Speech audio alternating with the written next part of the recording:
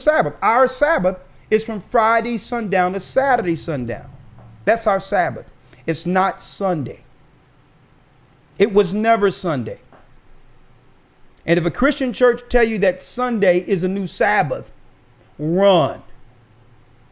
Okay, they have no idea that Sunday was the original worship day in ancient Babylon at the Tower of Babel, in worship of the sun, the sun as a deity.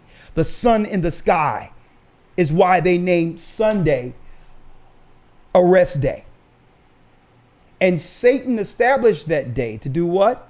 You got it, to rival the God of the Bible, our God. Our God say do it on the last day of the week. Satan says, well, you know what? We'll do it on the first day of the week. It was to mock the God of the Bible.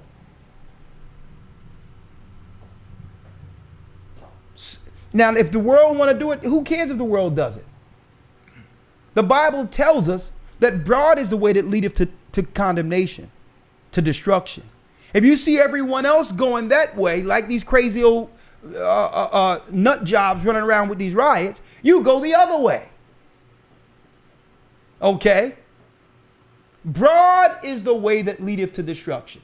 So don't try to be down with the Joneses. I'm going there in a moment too, because that's in the law. It didn't say Joneses, but I'm going to give you an example of the Joneses in the law. We have a holy day, that's Sabbath. And with the holy days comes what? Leviticus 23, that breaks down the holy days according to the days that we should worship, according to the Bible. You can't say you with the Bible and celebrate Christmas. That's ridiculous. There's no place in the Bible that says celebrate Christmas. Okay? Or Easter. That's the goddess of star. Sunday. That's the worship of the sun.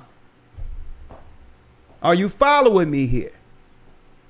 Our Sabbath is from Friday sundown to Saturday sundown. Now, you have some people who would believe, well, okay, I only believe that the Sabbath is from Saturday morning to the sun go down Saturday night. I don't even get into those arguments. It's like, listen, if that's your Sabbath, you still within that 24-hour period, knock yourself out. Mm-hmm.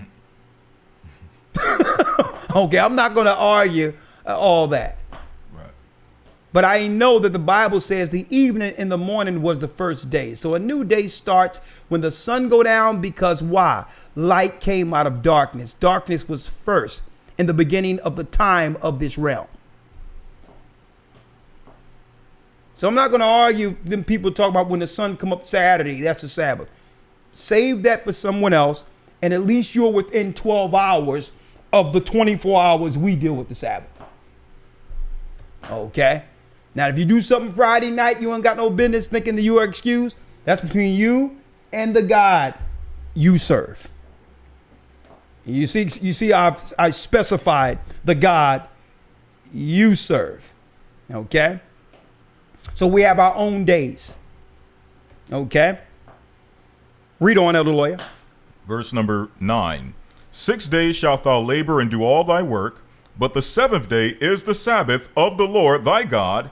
In it thou shalt not do any work, thou nor thy son, nor thy daughter, thy manservant, nor thy maidservant, nor thy cattle, nor thy stranger that is within thy gates.